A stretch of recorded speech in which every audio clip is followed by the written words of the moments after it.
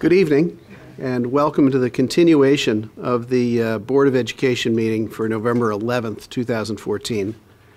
The board has been in closed session since 6 o'clock this evening to talk about negotiations, contract negotiations, and the approval of the October 28th, 2014 and the November 5th, 2014 closed session minutes.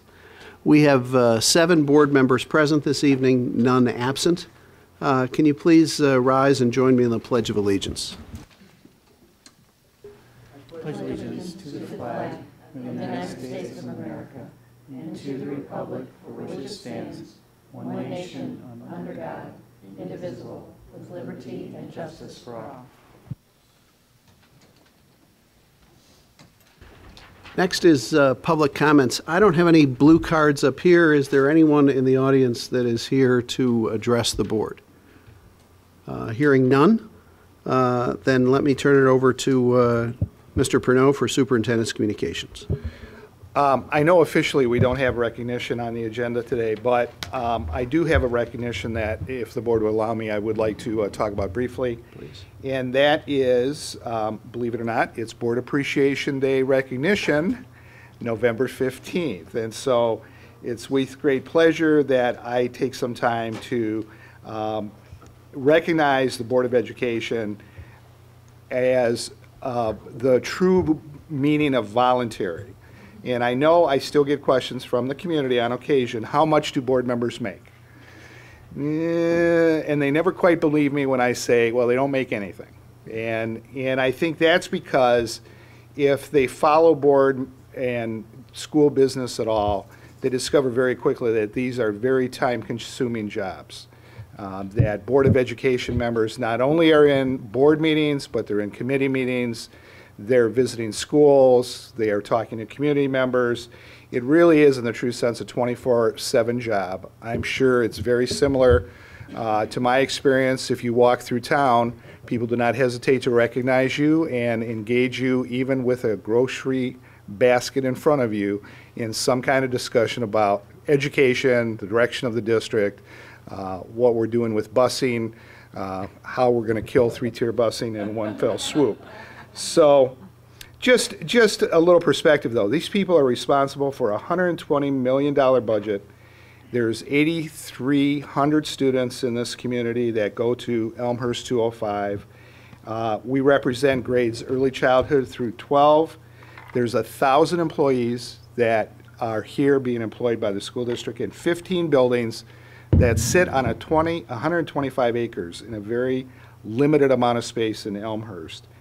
And I can tell you that we have had disagreements as a board and administration on occasion, but I can honestly say it has never been except for what is best for students. I have never had a board that has not had one member who has had a hidden agenda.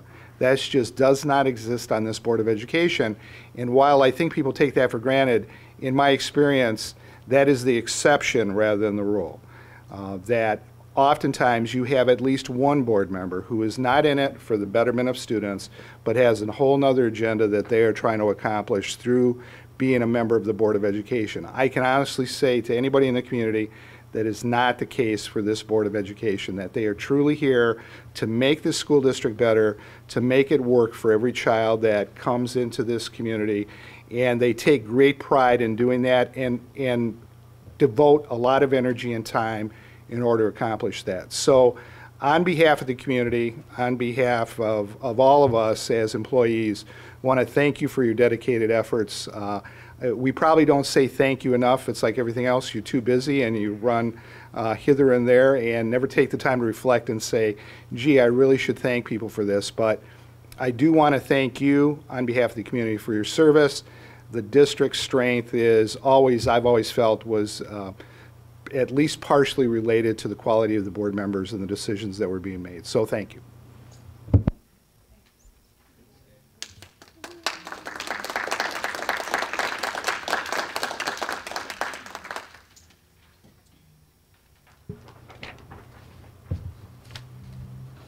Freedom of Information Act requests. Yeah. Freedom of information, the next agenda item. We had one FOIA request that was received regarding a specific bid, and that was granted to that requester.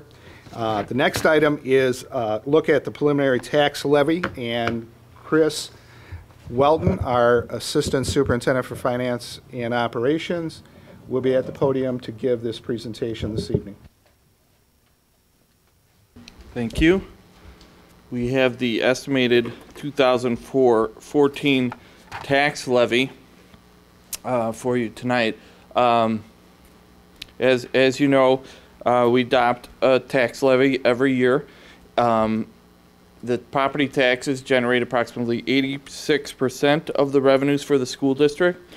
The first step in the process is tonight to determine the estimated tax levy, and we need to do that no less than 20 days prior to the adoption. The adoption will happen on December 16th.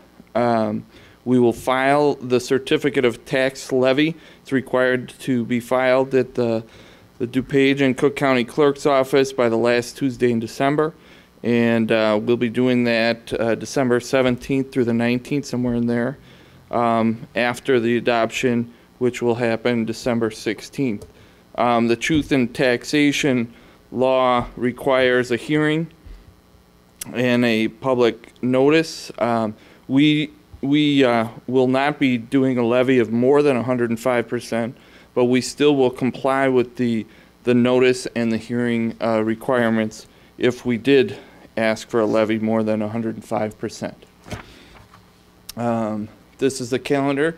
I know that the board has seen it before, but it started in January when the CPI came out at 1.5%. So this levy is based on the previous year's CPI that came out 1.5. Then in November we approved the estimated levy.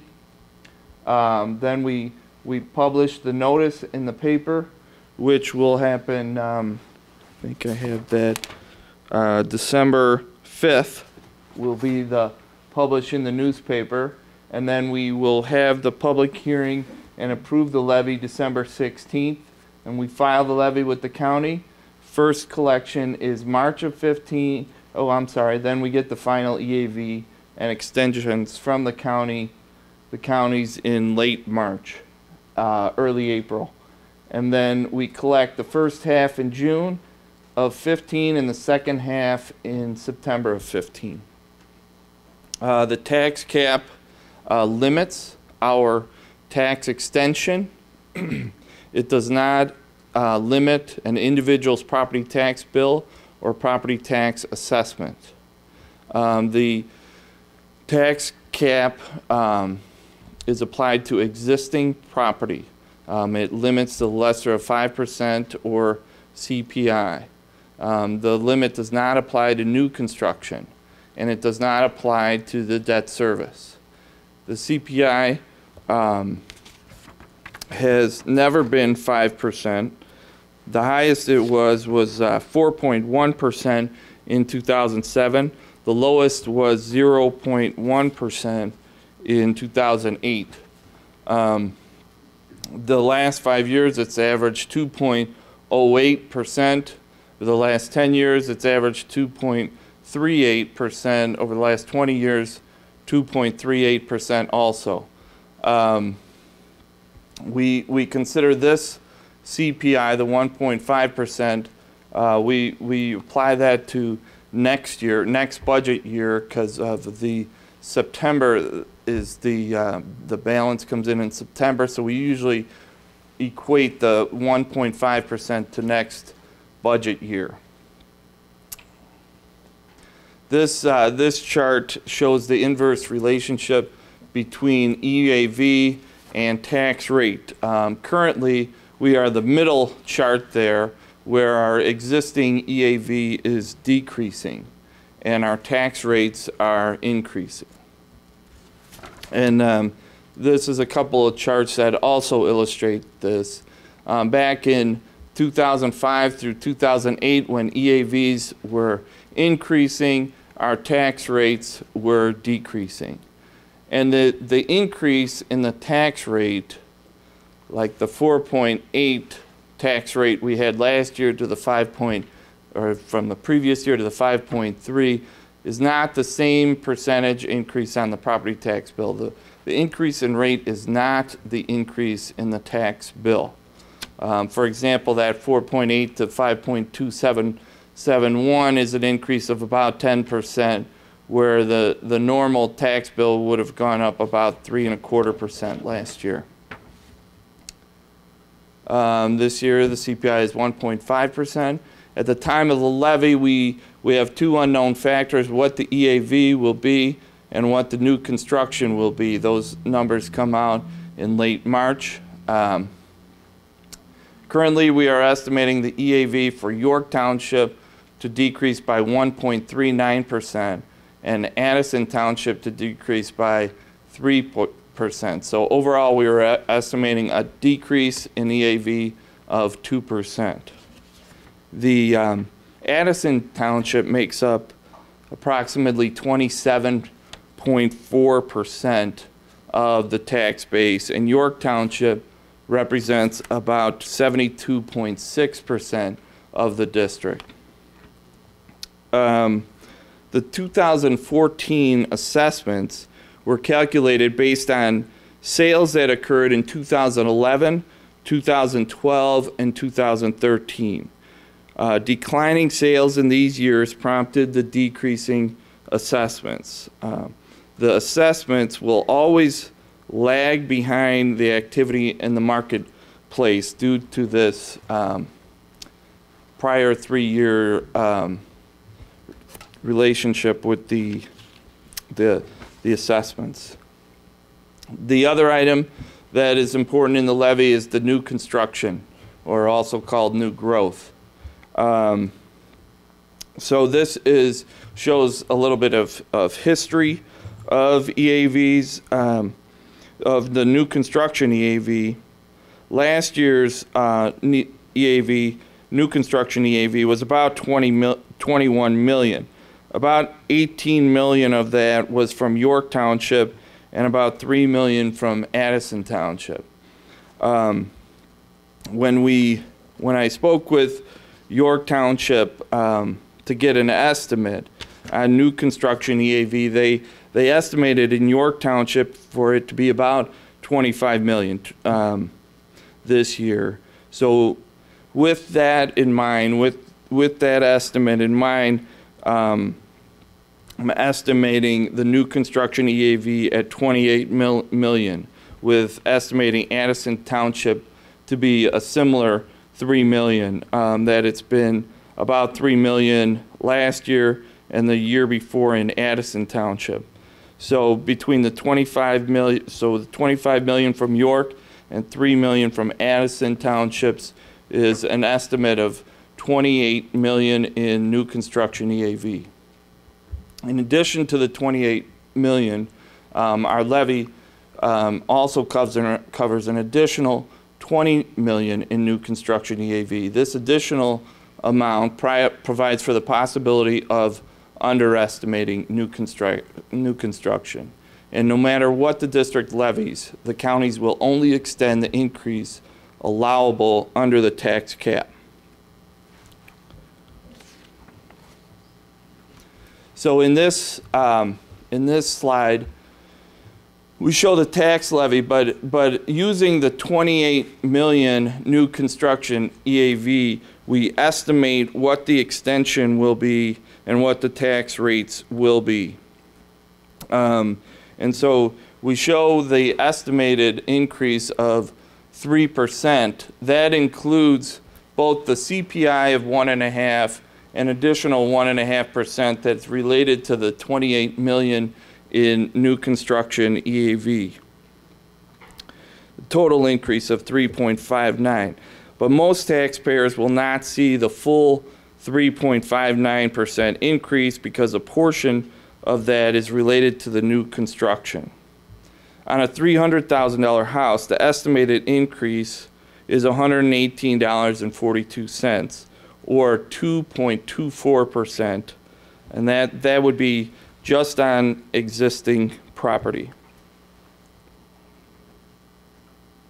But the levy itself that you will approve tonight, which includes the 28 million of estimated EAV and the additional 20 million, so a total of 48 million in new construction EAV, has a levy of 4.04% increase for the operating capped funds, a 7.96% for the bond and interest funds, which are not capped, but those levies are from the ordinance that was provided in the referendums that were passed and when those bonds were issued, for a total increase of 4.43%. I will open it up to questions.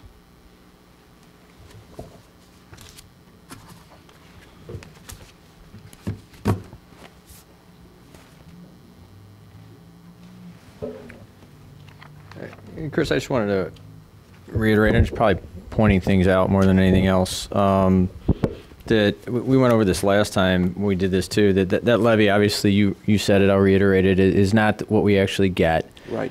The objective of the levy is to capture as much new growth as possible. We don't want to leave new growth on the table, but just in context, when you look at the EAV map, we peaked at somewhere around $2.6 billion, I think, worth of EAV. We're just now just below $2 billion. So we lost $600 to $700 million worth of EAV through the downturn.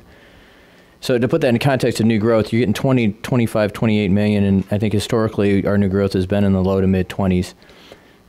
It's about 1%, 1 to 1.5% of the total EAV that you may get in new growth a year. So if you added up all the new growth, you probably get $75 million worth of new growth, and you lost 600 to 700 million of EAV. So just context as far as what moves the needle on us. New growth is important for us, but it's not a windfall. Second, as you said, the 1.5% CPI is basically what we can expect to see in cash taxes paid for the operating funds, increase on an average house. Right. And that bond interest rises because it's uncapped. So to the extent that the tax bill goes up by more than CPI, for an existing homeowner, that's going to be mainly driven by bond interest, right? Right. And I'm estimating that so the total to be 2.24 for just a regular existing property. Okay.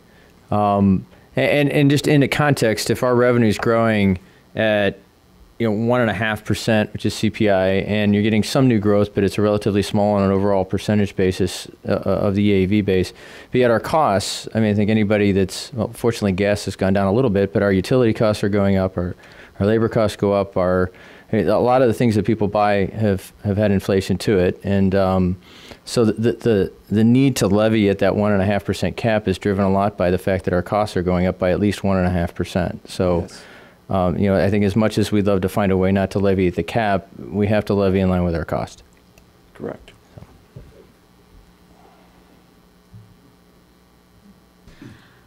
John, I saw you shaking your head yes when Chris talked about doing the truth in taxation statement. What's the rationale for doing that every year when we don't come close to the 5%? Just transparency. Okay. It's just common practice. It's to be but that's transparent with the community. And that's the number they remember when we, the higher number.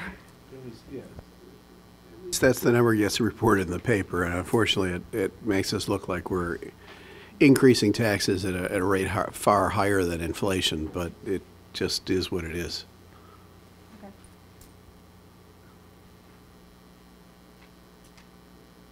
Anyone else?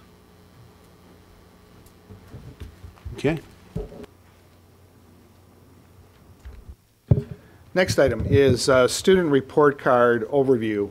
Later on in the agenda, just to put this in context, you will be asked to approve the posting of the report card, even though you really don't have an option not to post, but this is one of those quirky little things.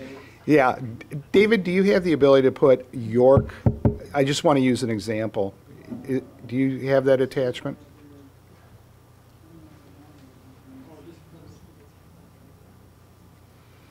I just want to show you the format has changed a little bit in previous years. If you haven't had a chance to look at it, I was just going to go through it real quick.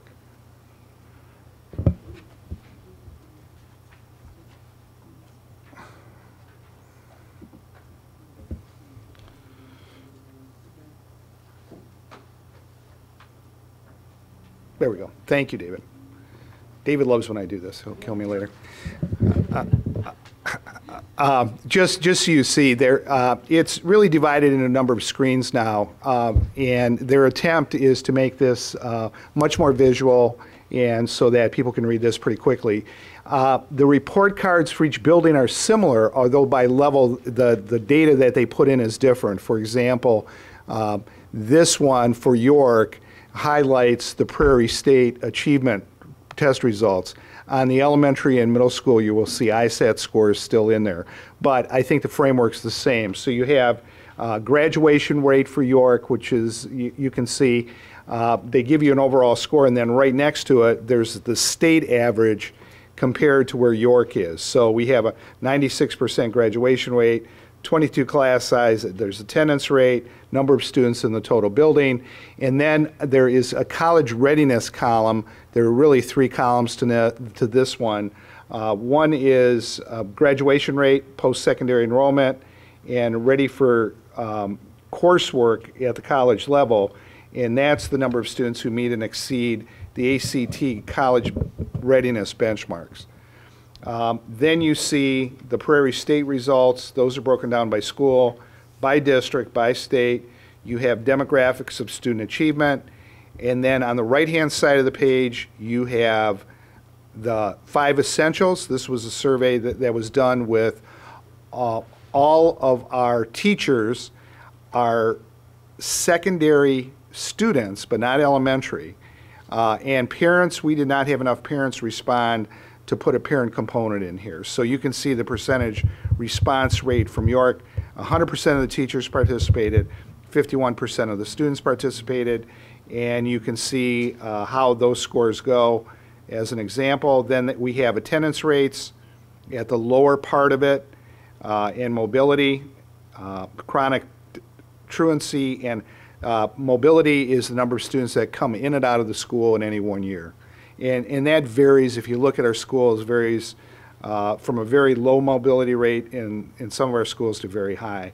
And then if you go to page 2, these are school highlights that the schools put, each individual school puts in, although they're similar across, but we try to highlight some of the things that we're particularly proud of. Then there's a district finance section, instructional spending per student, and operational spending per student, and finally the turnover rate of the principal and of teachers in that school for over the last 6 years. So that is the summary. You will see that for every school, and again, you'll be asked to adopt these this evening for posting. So with that, are there any questions? Karen? Dave, this is the first year for this new report card for the state, or the second year? First year. Yeah. It was a test last year, so this is a real first official year of all the districts. Secondly, this is what's going to be updated when Park comes out and the new numbers. So the ISAT and the PSAE will be replaced. Yes. And so we'll see different stats here. Yeah, you're going to start all over again. Okay.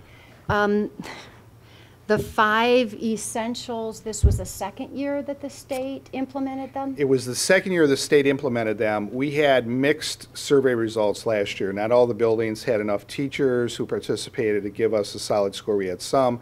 This year, though, we had every school had enough teachers so that this is a reliable indication for the 5 essentials. Okay. And actually, the first year that 5 Essentials came out, it was right after we did the Harris survey as well. Yes, okay. and we believe that was a factor. People were surveyed fatigue. Right.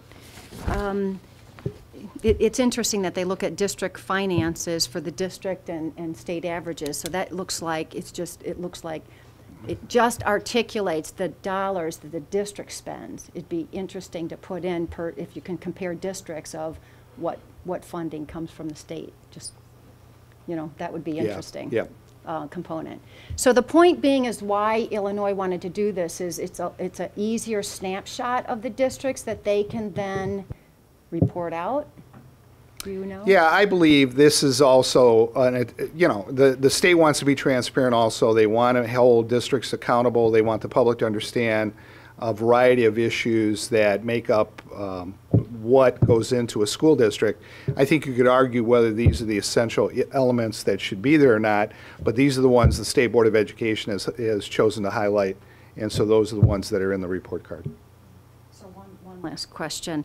So we have this that's kind of like a bigger picture, pretty high level statewide comparison of districts, but then we have the performance indicators that help us better manage within the district how the student achievement, Yes. et cetera. Yes. Okay.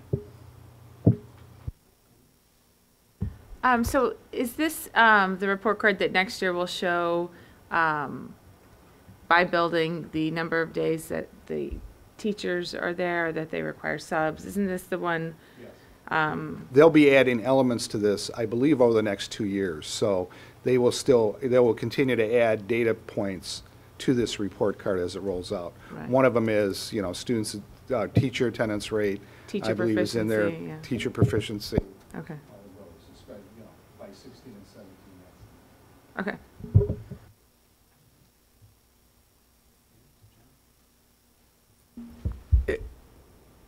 I think what this is kind of a resume of our school district for people who are considering to join our community. And I really think that this is an exceptional portrait, a very good snapshot of our district. I think if you look at some of the challenges that show up here, just our flagship, York High School, low income 17%. One of 6 kids at York is low income.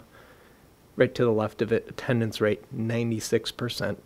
Above that, graduation rate 96%. I think it just shows that this resume shows a very, very good product that I think our taxpayers are getting for their money, and it portrays our community well and the professionals who make it all happen.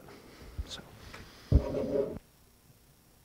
Just one thing to point out, since John did talk about low income at 17%, that percentage for Elmhurst has gone up pretty dramatically over the last 3 or 4 years. And if you did not hear this on the news, the majority of students in Illinois are now considered low income.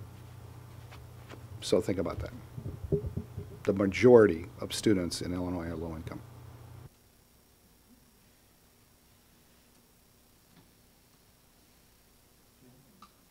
And to add to that also, some of our schools have, what did you say, 1 in 6, 17% with disabilities. So you've got a lot of different factors going on that the percentages keep going up. A lot of things. I mean, mobility rate, all the challenges don't stop at our boundary. They're here as much as other parts of DuPage. And I think it's a tribute to the folks working in this district to show how they're responding. And if you look across, it is one district. It's delivering a product that is very much serving the principle of equal education. So I just felt good looking at these things.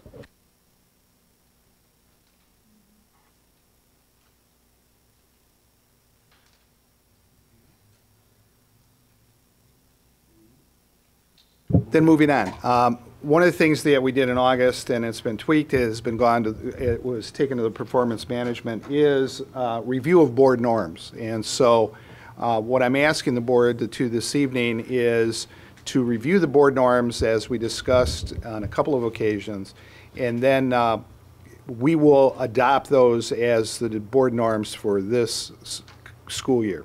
So I don't know if the board members have any other changes. We've changed this based on the feedback from the August board meeting, or the August retreat, and so it's in front of the board for either further comments or for adoption.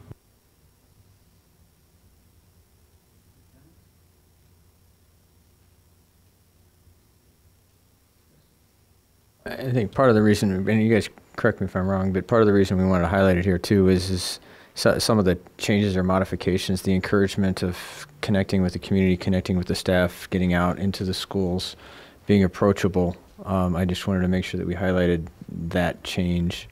And I may not have caught all of it, Karen, so if you want to jump in. No, that's it. And actually, I presented it to the DLT team today at the 4 o'clock meeting. So it's, you know, we're going out to the school, out to the schools via the school liaison program, and that is, you know, where teachers and boards, you know, we can talk.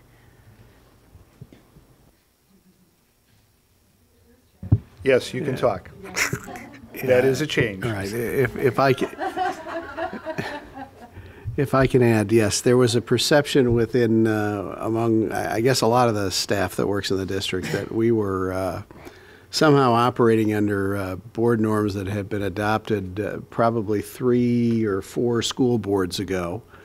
And so that's the purpose of publishing this, that not only can we talk, but we want to talk to the people that work here. We want to make this the very best school district it can possibly be. And we can't do that unless we have an open dialogue and an effort to continually improve our relationship with each other and the school district as a whole. So that's the purpose for publishing this and getting this, clearing it up that this is what we're operating under now. So, Karen? So, you know, as we adopt these board norms, they'll be put on the district website. They're being sent to all employees through iNews. And so everyone understands what our, you know, board norms are. Hopefully people read this and go, why do they even do this? I mean, it's just common knowledge. It makes too much sense. So, but we want it out there that's what we're operating under. To that point, you know, all boards have board norms. Every year or two, you review them as you have new board members come on. You know, how are we going to operate as a board? How are we going to operate as a district with employees, et cetera? Anything else? All right, we can move on to approval of board meeting minutes for October 28th, 2014 and November 5th, 2014. Are there any changes to those minutes as submitted?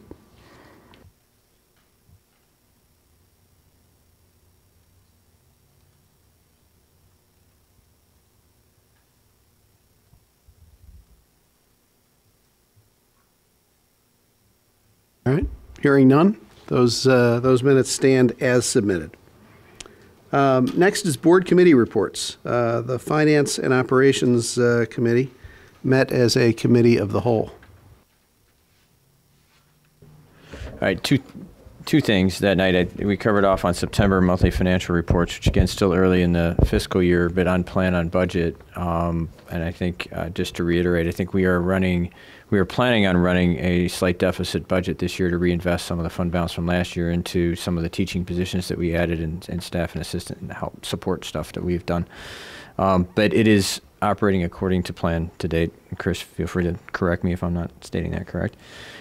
Second, the meat of the meeting was spent in talking about stormwater, and really it was called or asked to give John and Shannon a sense of the broad parameters and objectives for an intergovernmental agreement with the city and how we would work together in the context of them working with the city to put this in place. I think what came out of there beyond what's in the minutes is, I think hopefully they got a better sense of where the board's at and a directive to further the discussions with the city around outlining the term sheet for an intergovernmental agreement. And so we don't have one yet. We've got some broad stroke outlines. You guys have some meetings that you're going to have. And so nothing was decided at committee. There were just, I think, ideas and parameters kind of thrown around as far as giving them a chance to test where everyone is. So when they talk to the city, they know, what the broad outlines of an agreement could be. So if you guys want to add anything to that, but that was the extent of the meeting.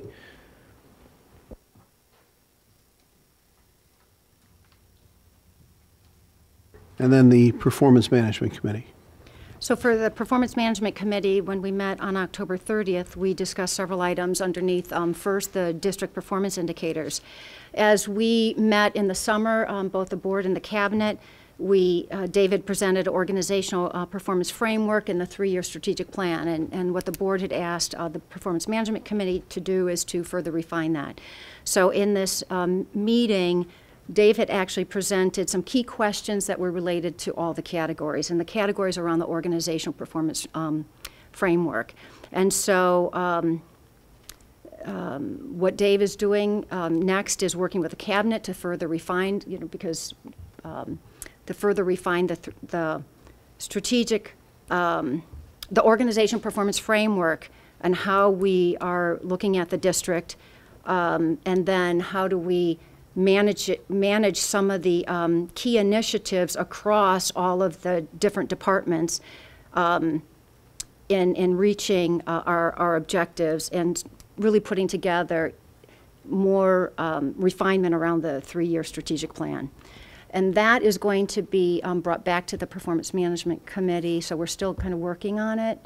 And then it will be presented to the full board, as well as what we're proposing or recommending is that we also use it for the summer retreat again.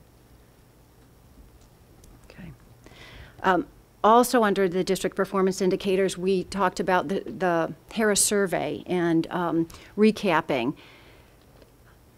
Per the board's request again, you would ask the Performance Management Committee to take all the feedback that we collected when we went out to all the schools last year, and we had put together the document of what we're going to communicate out to all the schools on the aggregate feedback that we got, as well as work on the progress on moving some of the items forward. So we had put together this document. John, I think you had already started to go to some of the schools. So once again, the objective is for all of us as board members to be meeting with like brown bags again, whether it's lunchtime or in the morning. But once again, communicating to all the employees what we heard from them, what progress we're making. I actually presented it in a little bit more detail and actually went through each bullet point on the DLT meeting, and they were very appreciative and thankful not only for us to be talking to them, but they were, I don't want to use impressed, but they were very, yeah, impressed, okay. No, Katie's saying yes, but they were really thankful that we were making progress, that we once heard what they said, and they were significant items. They're issues that they've been working on in DLT as well, but that we heard them. And they see that in the documentation, they heard it in the DLT meeting, they see that even outside of the times that we're talking to them, that some of their issues are being addressed as we can take those on. I also then highlighted 2 key initiatives that we have been working on the last 2 years, which is the mobile learning initiative, as well as the kind of connected the instructional technology coaches. And the point being is that yes, we did allocate funding for 3 years to move the pilot forward. But really what our objective is looking at it from a people, process, and system standpoint of there's a lot more things that we in the district are being asked to do, whether it's legislated or whatnot. There's just more need. And so we're trying to look at, are there other ways to offload some of the additional, I don't know if responsibilities is too strong a word, but additional things that everybody has to do in order to meet serving our students and all of the needs. So that was well received as well. So, I had, what we want to do is make sure that all the employees know what we're moving forward with and use the documentation with our bullet points that we aggregated from all the schools. I understand that we're going to email communicate via email and iNews this documentation, as well as going out to the schools and us as board members, once again having the conversations to keep the dialogue going. All right, so that was that. The other item, we got an update from Dave on the job descriptions and the compensation study. And so there's a very tight, very good process that's in place with steering committees that represent all of the various positions in the district. And they're looking at, you know, all of the job descriptions, making sure that it's current. And it was really thorough process. And so that's what's happening right now. And Dave and Jim are running that process. The second phase will be the compensation study, which will just be looking at comparable districts and the total compensation. So kind of be on the lookout for that. That's still moving forward, and we just got an update from that.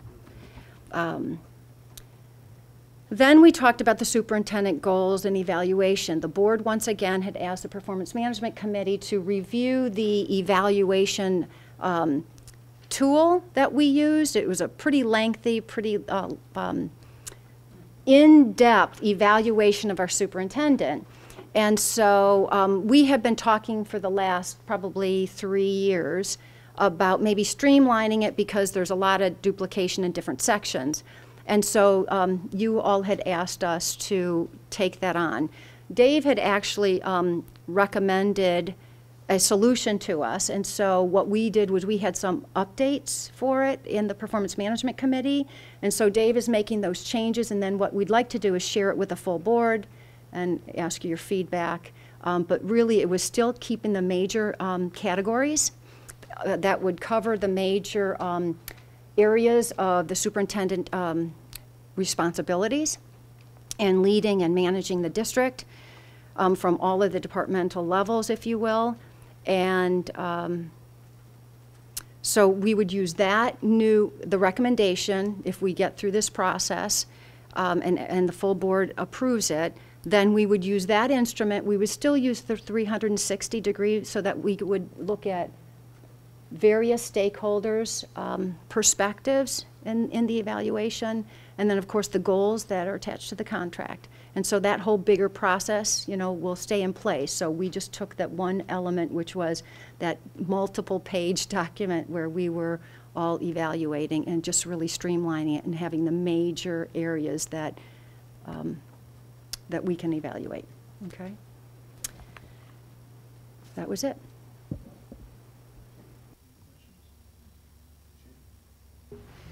The document that we're using when we go back out to the schools, what are we calling that document? I mean, I want to reiterate that we all should use this. It's, the brown bag lunches can be, you know, it's good to have a lot of dialogue, you know, spontaneous dialogue, but I agree with you. We should start the lunch with this, saying these are the changes that we're making based on your feedback from last year, and then open it up after we get through this. I think it's important for each school to hear the changes made based on feedback we heard. Go ahead. And I want to talk about just some logistical pieces. We started out, and we had a brown bag luncheon with the York group. And logistically, we started off, and it goes over periods because obviously their teachers are available for different periods. So we started off with that. Okay. But as people would come and go, we did not keep repeating it, like for the 5th period and for the 6th period. So there is the possibility that people that came in on the 5th period or the 6th period did not hear the same things in our introduction that people in the 4th period had. So one way that I was thinking that we could possibly make a correction is if that's going out for if it's going out like all communication to all staff, that would help. And I guess, you know, we can just, you know, and I don't know what other else. I'm trying to think what else we can do, because I can tell you that today, you're right, today, the people who were there at first in the 4th period heard it, but those in the 5th and the 6th did not hear the same intro on why we were here. We really just started discussing issues as people came in. It was kind of a revolving process. So that is a potential challenge to that process that we've got to kind of think about how we can make that work.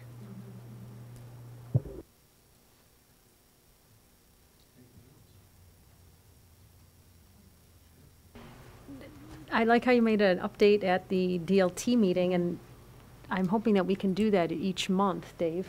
A quick update from the board at DLT meetings. Let me ask, in fairness, it- let me is that- ask the committee. Okay, yeah, We'll put it on the next agenda for consideration, Okay. but it is a joint committee, so. thanks. All right, let's move on to the superintendent's consent agenda, items A through D. Anybody want to remove any of those items first? Chris? I'd like to remove item D, please. Okay. Can I have a motion for items A, or anyone else want to remove anything? Hearing none, then can I have a motion for items A through C? I move that we approve the superintendent's agenda, consent agenda items A, B, and C, but not D.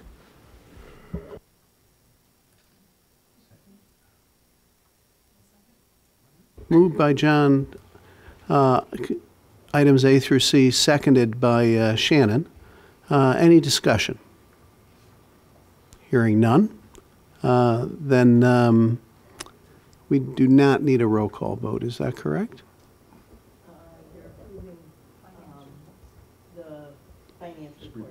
All right, then I guess we do. Mr. McDonough? Yes. Mrs. Ebner? Yes, Dr. Harrell? Yes. Mrs. Bastido? Yes. Mrs. Stufen? Yes. Mr. Bloom? Yes. Mr. Collins? Yes, 7 ayes, no nays, that motion passes. Now, can I have a motion for item D? I move that the Board of Education approve the one new course and one modified course as presented, item D in the consent agenda. Do I hear a second? A second. Moved by John, seconded by Margaret. Item D on the superintendent's consent agenda. Any discussion? Chris? And I apologize, I got to look at this late in the day today, and I didn't have the benefit of attending the Curriculum and Instruction Committee meeting, so feel free to educate me on this. But the main reason I pulled it, one just, I thought it would be useful, given the discussion around the math class, just to get an update in front of the cameras for everybody about what the discussion was around math and where we ended up with. On the PE side, that's my bigger issue. I had an issue. We had pulled that originally. I want to start out by saying that I support physical activity, the benefits of it in the school day, and the benefits of getting kids active in school, so I don't want this construed the wrong way. But my concern with this class is that it's designed for varsity athletes who are already active kids. And it could put, and it's being, I mean, one of the things that employee involvement statement was is that they want to get coach buy-in to support the class, and that there'll be peer pressure and coach pressure on kids to take the class, and it's a good class, but what do they miss because of that? And that's my issue, is that I think the PE waivers for juniors and seniors are for varsity athlete juniors and seniors that are very active kids, to provide them study hall time so that they may be able to take a more rigorous course, or these schedules that these kids have can be extreme on game day when they don't get home till 8, 9 o'clock at night, and that study hall may be a very important item for them. And my concern is that you fill that up with a PE class during the day, and you put pressure on the kids to take it, because if you want to be one of the top athletes, you're going to have to take it, because everybody else who's going to be a star could take it. I mean, I'm just saying the unintended consequences. I'm not saying this is designed this way. But you make these kids make a choice. And if we're going to show race to nowhere, and we're going to talk about pressure on kids, we got to do something about it. And I'm sorry, I can't, again, this is not the intention. I'm not trying to accuse the PE department or the York High School staff of being against kids and against academics. I'm just saying that there is the potential for this to add pressure to our kids. And that concerns me. And one of the stated goals around the efficacy of this course is whether we're reducing the PE waivers. And I frankly think that we should be looking for ways to expand PE waivers for kids that want to take a more rigorous curriculum. Again, in and of itself, it may not be good or bad that we're trying to reduce PE waivers, but if you put it into context, the question is, does a kid want to take a harder AP class, and they need that time in their day? And so I'm just not comfortable with a stated goal measuring success of this course as to whether we have fewer PE waivers. I think we should be encouraging kids to challenge themselves academically and athletically. And so I'm afraid that this impacts the balance. And that's, one of the questions I didn't get to ask because I wasn't there was, now, we have the 0-hour concept that's at the front end of the day, and the kids get up at 5:30 in the morning and they go do this, and they put the PE class at the beginning of the day, which sounds a lot like this. And if this was an opportunity to eliminate 0-hour and put it in the middle of the day for these kids, which allows them to sleep later, even that might be interesting. But the question is, if you had 0-hour and you have this, and we add these things to our kids' schedules, and while they're not required of the kids, I have athletes in my family, and the captain's practices are, you don't have to go, but, and I'm just afraid that this starts to force our kids to choose. And again, if we are trying to de-escalate the pressure on our children, again, I'm probably using this as kind of the whipping horse for this, this piece. So it's not intended to slam anybody at York, but I'm just saying that where do we say stop? And so that's why I have an issue with that class. Margaret, please. Right. And this was, I appreciate the conversation that we had in our teaching and learning meeting, and obviously in our committee. And obviously everyone didn't have the opportunity to attend. But one of the things that I got out of this class, out of this discussion, was that the concern that there would be pressure placed on students by their coaches is that something we definitely want to work on. But we also, my understanding, we also had a commitment that we would follow up with, and correct me, Dave, if I am speaking out of turn, that we would follow up with the athletic director to make sure that there was no pressure on the class, on students to attend. So to me, kind of pulling back that concern, okay? And now I start thinking about, okay, what does this class mean? And if I take it in a bigger context of, to me, the great news, and sometimes it comes back to bite us, about things such as this, is that York is all about options. York is all about flexibility. York is about trying to make as many different classes available, options available to students. And that is on the academic side. It is also on the extracurricular side. And when I talk about that, there's a reason why we win the Grammy, because we have an outstanding drama department, which requires a lot of actions, but there's a lot of different options. There's a reason why we have a very strong music department, because there's a lot of different options in our music department, in the different bands. I go back and I talk about our PE classes. I think we should be open to afford the same amount of options for our PE class. And I think it is all about choice and parental guidance on whether you take that class. So maybe the goal of decreasing waivers will not happen. But maybe some students who are signed up for another class will come into this class. So maybe we'll see a switch in classes that they like. I did a little bit of research to see, is this something that other places have? And it is. Other school districts do have something like this. They call it maybe slightly different names, but we've had individual fitness, or iFit is a class that's offered in different districts, which are like this. And in those districts, there has not been that fear that we have seen of an increase in students having to attend this from coaches. So I think for the idea of providing options, if we can have some kind of safeguard that people will not be forced to take this class, they will not be, their coaches will not give a wink and say, you have to attend here. I think it's fitting with our philosophy of providing different options.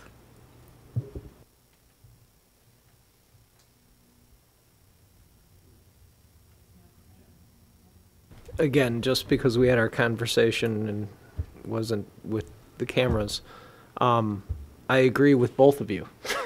And struggling whether, I did make the motion on this, and I'm going to support the motion to approve both.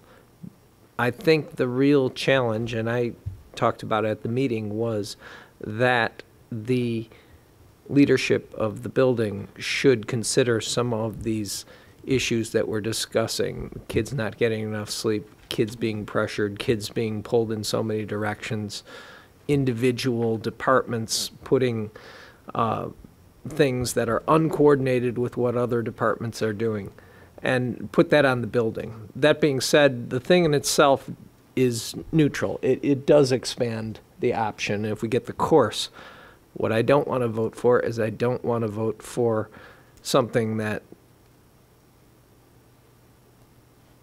incorporates a targeted audience of athletes into it. So I guess my question is one of procedure. Are we approving the whole recommendation, or are we just approving the course? Because I didn't like that part of the recommendation that targeted the athletes. And I did like the idea that the PE department, as represented by the chair, was trying to make PE more interesting, more diverse, more challenging, and supporting the mission of the school, which is raising academic, or one of the missions of the school, which is raising the academic achievements through this activity. So I guess my question is, are we approving the report, or are we approving just the course? I think we're approving just the course, so I'm going to stay with the motion. Yeah, you're approving the course tonight.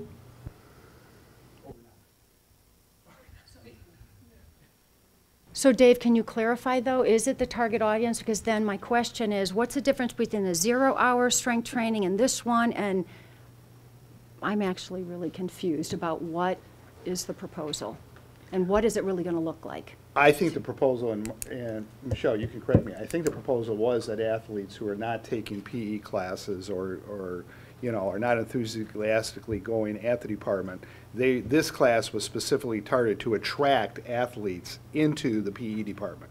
So when you say it's targeted, it is in the sense that it's kind of put out there to get athletes interested in PE classes that they otherwise find, just doesn't meet their needs. I mean, they're athletes, so the usual PE class is boring, or, I don't need that kind of PE, those kinds of things. So I think their attempt was to try to introduce a class that might attract interest in athletes. So yes, it is targeted in that sense.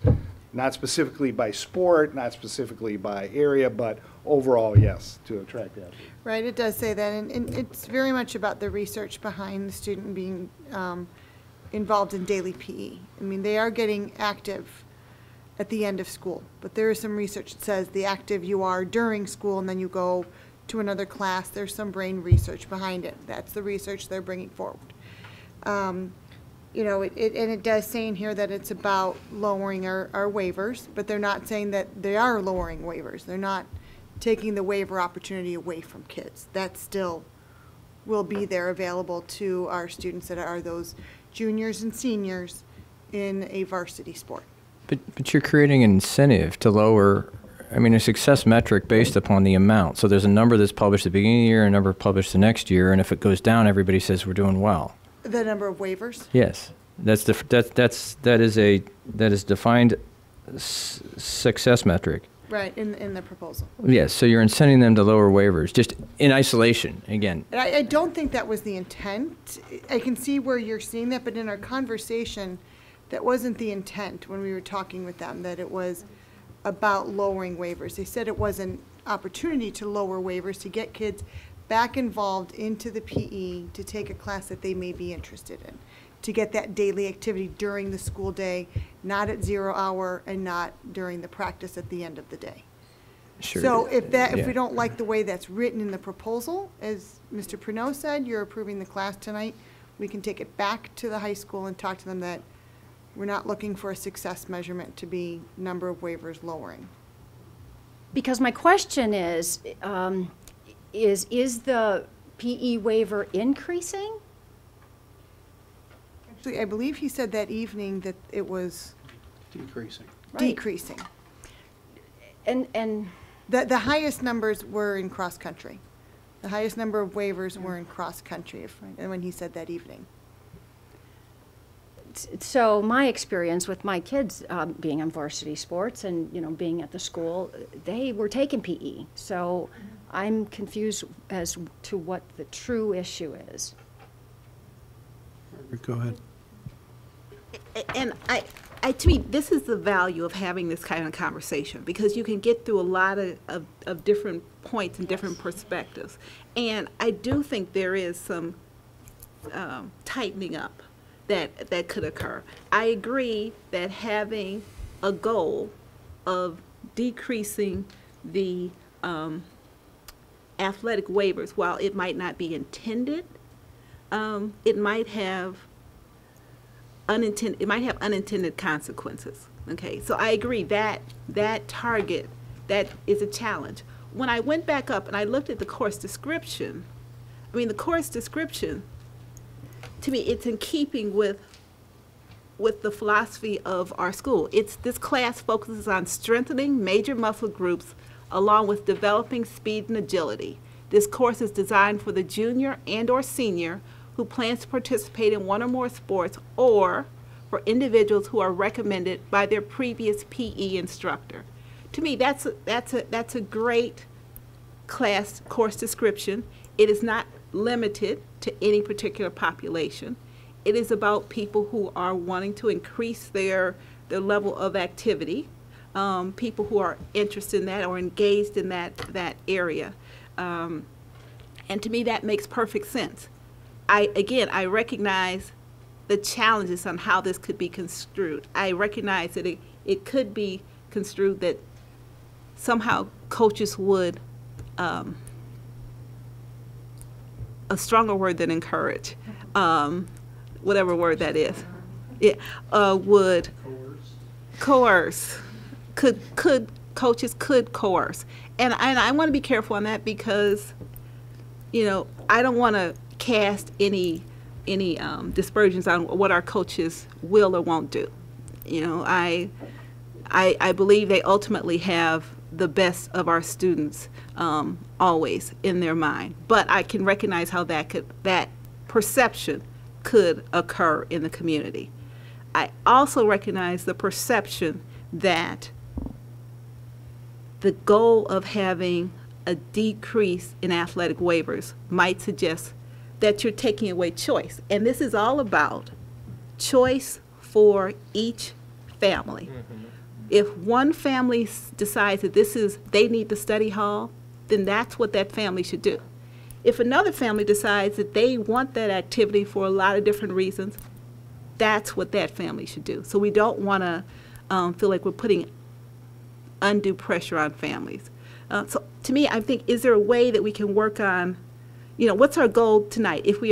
Can we tighten up things? If we approve the course, is it set how it's written, or can we make adjustments? Well, let me just, for the people that weren't at the committee meeting, one of the things that I said when it came to the relations of the coaches in this course was that I needed to have a conversation with Rob Wagner, because I think that he's the key to working with his coaches on issues like this. And my conversation with Rob is going to be something like, the coaches have to be totally neutral on this class. I do not want to see coaches recommending kids specifically because of their sport or their activity to specifically aim kids to now be able to take that class.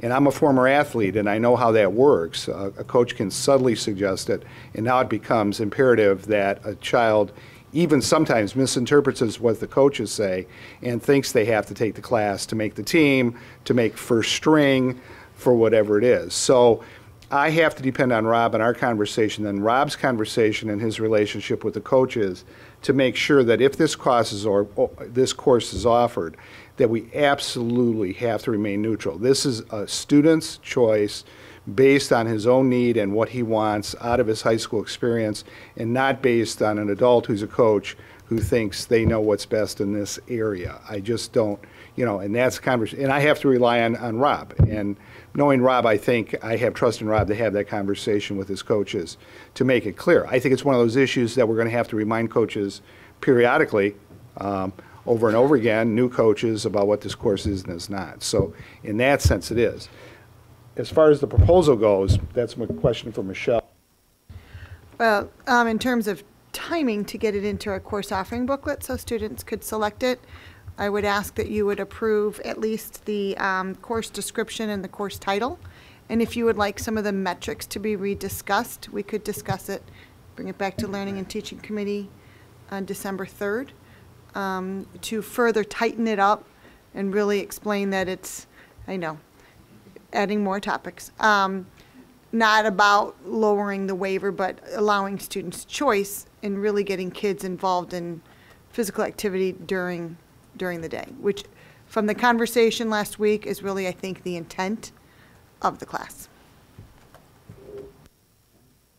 As I said, and I'm probably repeating myself, I want this to be about a bigger discussion at the high school about balance, about meaningful parental choice. And that's what I'm trying to do. And I'm hoping that sounds like exactly where you're going, Dave. But I think it's a bigger thing than just athletics and this gym and this PE course. Sorry, old school. Karen? Yeah, because, I mean, even so, Michelle, I would recommend the proposal information, the rationale, the very first sentence. Our department goal is to get athletes back in daily physical education. And so hence my question about, I didn't see any option. My kids didn't see any option. So what's changed since then? I don't think anything. The waivers they're going down, not going up. So I'm confused by the language in this proposal and what the intent is and what will happen. So, the piece that I would look at is what's the difference between the 0 hour and not, and the pressure, unintended pressure, whether we say it as adults or not, and then the process that we use to ensure that there's not that negative effect to any student who opts not to take the physical, this particular course, and any other physical education course, which I thought was kind of pretty much mandatory. John, go ahead, and then I have a suggestion. I'm sorry, I forgot to add this at the end. The thing that bothered me was that the PE waiver is signed off by the coach. The coach is responsible for an extracurricular activity. The PE waiver is a matter of core curriculum, isn't it? And so that should be done, I think, perhaps at a different level. Unless that question that's asked of the coach is specific. Is there enough activity in the sport that I don't know, I can't even finish the question, but I would like to see, I mean, what I did hear was that coaches refused to sign a PE waiver, and that's inappropriate. I think some choose not to sign it, wanting the student in the PE class. I'm not sure why, but it is signed off by, right. I don't know why it's by the coach. I think, and I also thought that part of it was it's by the coach to say, yes, the student is an active participant in this sport. Right. Yeah. So that's a conversation we will take back to Rob. Here's my suggestion, is that we approve the class contingent upon coming back to committee and then to the full board with a revised description.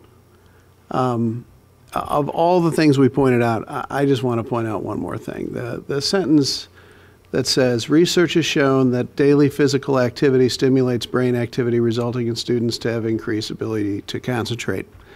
Well, research also shows that sleep is even more effective. And Margaret and I were at York today. We'll talk more about that under board communication. But we ask kids, and beyond the shadow of a doubt, our kids are exhausted. So having an exhausted kid get physical activity and somehow that's going to counteract their exhaustion, it just makes no sense to me. So how about, could we agree that we approve the course? We'd like the administration to come back with a revised description, with revised metrics, and with the description of what we're going to put in place to make sure that kids aren't pressured into taking this class, that it is completely voluntary. Does that seem like a reasonable proposal, Chris? Right, and one other point, if you're going to put in there that it's going to alleviate school practice time up in the rationale, then I'd like to understand what the coaches are going to do to alleviate practice time. That's a good point. I'm not sure I understand the procedure, quite frankly. Is it pending, when you say pending, does that mean that if we come back and the board is still not satisfied with the proposal, then we then take it from the course catalog somehow, which is really after the fact? I mean, I think at this point, the board should consider voting up or down this course and move on, because I don't know how that mechanically, quite frankly, would work. John? Let me leave the motion in place the way it is, which is a clear, straight up or down motion, but just say, instead of a contingency, we make this an expectation that these larger issues will be dealt with, and some of the details that we're hearing that we're a little uncomfortable with, and just that be brought back to committee for a discussion. That a more, I mean, when I say contingency, it's to put, frankly, I have great faith that the description is coming back, and we're not going to have an issue with it, because I think we're pretty clear. Yeah, I just wanted to be clear on what the expectation was, though, because, you know, if it's, okay, we're going to approve the course, but then we may pull it off the table at a later date, then that just does not work in this process. No, I don't think that clearly that is the intent, but let's hear from... Those discussions don't have to do with the course. They have to do with the things that are happening around the course. And that's why I'd like to have this not as a contingency, just as an expectation that we're going to have an update and a discussion later on about some of the stuff. Shannon, you. Yeah, we talked about this at length at it's Learning and Teaching Committee, L&T. So we talked about this at length, and some of the board members weren't there, and now it monopolized the committee meeting. We weren't able to get to some of the topics that impact our entire district, like key performance indicators, our park testing, some of the things that we really need to talk about that impact over 8,000 kids. So now I'm hearing, okay, now in December, you know, this is going to monopolize, I could see it monopolizing the Learning and Teaching Committee again. So we need to be careful on, you know, we worked hard to get a work plan in place, and we're not adhering to it because of these two classes. So I have a real problem with this. If it's going to mess up the Learning and Teaching Committee, let's just bring it back to the full board. Okay. I was going to suggest, since this is a concern of the board and has been for 2 meetings now, I would bring this back to the full board and have the discussion with all board members, because I think all board members have to be satisfied of what the expectations are for this class, and I think you need to hear that in a full board meeting. Chris? Can I make a suggestion? Could we approve it for this year and then revisit it next year based upon what the experience has been, the modifications, the things like that, so you get what you need now? That's a great suggestion. So can we modify the motion to approve this course for this coming academic year? If anyone can do it, John, you can do it. Does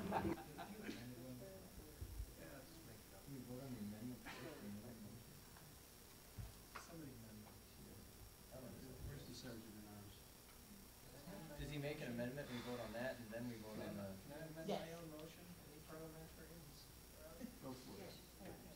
Well, unless the chair tells me I can't, I'm going to amend my own motion. Go for it. Hang on a second, I have to read it. I move that the Board of Education approve the math course proposal. Is that the new? Yes, the math course proposal. And which one is the modified? I'm sorry. The P is the modified. Okay. I move that the Board of Education approve the math course proposal. John, wait. The PE is the new course. All right. The math course is the modified course. Okay. I move that the Board of Education approve for 1 year the new core PE course and approve the modified math course as provided in the item D of the consent agenda. I second that motion. You think? The motion is amended by John, seconded by Margaret. Any discussion upon that? Okay. Then how about we vote on that? Okay. Okay, just all in favor? Aye. Opposed? Okay, that motion passes. Now, are we going to go back and revisit the original motion? Now, you need to vote on the original motion as amended, and you can voice vote on that also. Okay, as amended, so a yes approves the class for a year. Okay, just so we're clear. Now, the motion as amended, any discussion? All in favor, say aye. Aye. Opposed? That motion carries. There we are. We have yet waded through another quagmire successfully. All right. Where are we? The new page. All right. Superintendent's agenda action items. We have 2 items which we need to motion on and vote on separately. A is the approval of a resolution regarding the estimated amounts necessary to be levied in the year 2014. Do I hear a motion?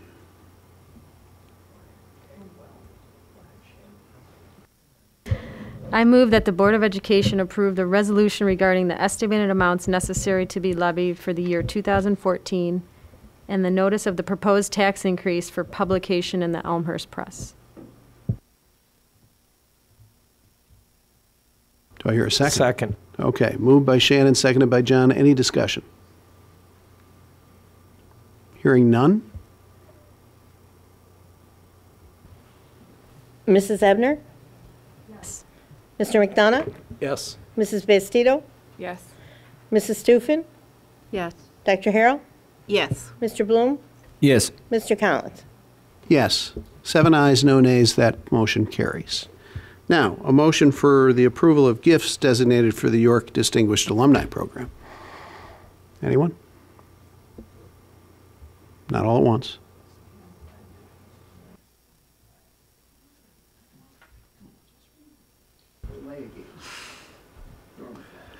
I move that the Board of Education accept the Foundation's $1,785 gift to be used in support of the York Distinguished Alumni Program.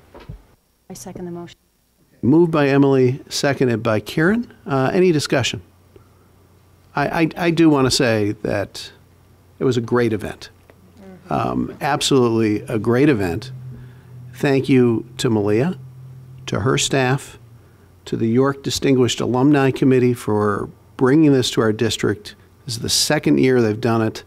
I hope that this is every year going forward. An absolutely wonderful evening, an absolutely wonderful event to honor alums of York High School. John? Malia, is it available streaming on the website?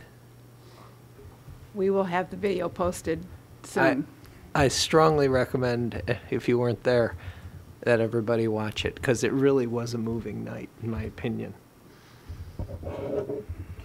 Can I just say, too, to give credit, our videographer actually donated his time to do that. That's fabulous. So, Glenn with Sunrise. yeah. Yes, it who was usually Summit. tapes our board meetings. We had a little problem with people not available, and he stepped in and said, I'll do it, and I'll do it for free. So many thanks to Glenn at Yeah, Sunrise. I want to publicly thank Glenn Thank for, you. at the last minute, Yes. saying, yeah, I'll do it, and as a donation. Thank you for pointing that out. And I think our challenge and our goal for next year is just while we had a great turnout, I think we can encourage people of the community to come because it is really, really an excellent event. Karen? Yeah, and it's not only an excellent event from our perspective, but the community and the York Distinguished Alumni, really enjoy the evening to hear about what each other is doing as well, and then just to, recap what a great community, what a great education, what a great overall experience that they received in this community and at York. And that's a great testament to everyone.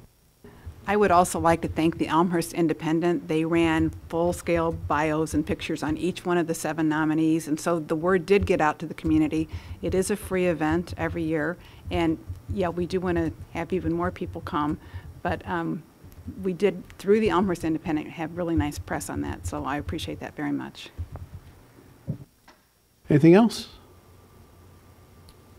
Thank you for the foundation. And yes, and thank you, Karen. Thank you to the District 205 Foundation for their donation of $1,785 to produce the event. It is money that was raised by the York Distinguished Alumni Program, filtered through the foundation. We're very grateful because the foundation is one of our partners and we couldn't do it without them. But I do want to say that this group works very hard to raise every dollar, and anyone listening who wants to contribute to this great worthwhile program, we would be so happy to take your donation. And also I would like to say that nominations for next year are open now online. So please, if you want to nominate somebody, please feel free to do that. We're taking them now. Thank you. So one more thanks again to the York Distinguished Alumni Committee for establishing and producing the program every year. It's truly appreciated. Okay. Shall we vote now? Mrs. Bastido? Yes. Mrs. Stufen? Yes. Mr. Bloom? Yes. Mrs. Ebner? Yes. Dr. Harrell? Yes. Mr. McDonough? Yes. Mr. Collins? Yes. 7 ayes, no nays. That motion carries. Next is upcoming meetings, and there are 5 of them. Tuesday, November 18th, the Finance and Operations Committee meeting in this room at 6:30 p.m. We are canceling the regular Board of Education meeting that was originally scheduled for Tuesday, November 25th. We're able to redistribute the meeting load between the meeting we're having tonight and the first meeting in December. Many board members have children in the district, and that is one of the 2 nights of parent-teacher conferences, so we appreciate the administration's effort to rebalance that load so we can attend parent-teacher conferences. Then Wednesday, December 3rd, the Learning and Teaching Committee meeting at 7 p.m. Tuesday, December 9th, the Finance and Operations Committee meeting again, I guess, at 6:30 p.m. And then Tuesday, December 16th, is our one meeting for the month of December, the regularly scheduled Board of Education meeting at 7:30 p.m. Next is board communications. Is there anything? I have 2 items. One is just an update on the board about the PTA Council. They had asked us to be part of a meeting that you had selected me to represent us because they want to do a community legislative forum. And so far, what is being discussed is something in January where potentially it's, the thought being is have League of Women Voters, have LEND, have the legislators, have, community forum, probably Carol Snyder, since she's the PTA Council Legislative Chair, a board rep, whether you still can decide to have me represent us from a legislative standpoint, and the district, to really talk about public education. And of course, you know, it'll be around, there'll be some discussion with SB 16, but it's really supposed to be a bigger forum in what's happening in public education. And then really what the bottom line is that the PTA Council Legislative Committee wants to help the community understand how to advocate for education. And so that's really, you know, that process, but also have discussion around, you know, what are legislators that represent us in District 205 thinking about education, for us to educate, you know, the community as well as the legislators, what's happening to our district in particular. So that's being discussed. There's another meeting, it's a second meeting that is tomorrow. So let me know if you want someone else to represent us so far, or I can continue to do that and update you. So that's my first topic. Okay. Anyone have any interest in? Okay. Oh, Karen, thanks. thank you. You've been doing a great job. Please continue. Okay, so second, I just wanted to update the board. There is a public hearing with the House Committee on SB 16 that is taking place the 18th in Springfield at 3 p.m. And so once again, I'd like to know whether the board would like us to be represented, if you'd like me to go to that public 18th. Did I say 16th? 18th at 3 p.m. I am willing to go to that public hearing. LEND is going to have some districts represent our issues. So let me know what's the board Anyone want to go with consensus? Karen? Would you like me to? Yeah, yeah. I repeat as I said before. You're doing a great job. So, all right, Margaret. Yeah, I just want to mention, over the last 30 days, there's been 2 community presentations. There was the Red Ribbon lunch or breakfast, and just last night, there was the Elmhurst Commission on Youth. And the topic, it's pretty sensitive. It was really just talking about the effects of heroin in DuPage County, and all its, you know, they talked about the new face of heroin. And what was most interesting from the presentations that were there was that they said really the first key step is awareness and getting community involvement and having people starting to talk about this.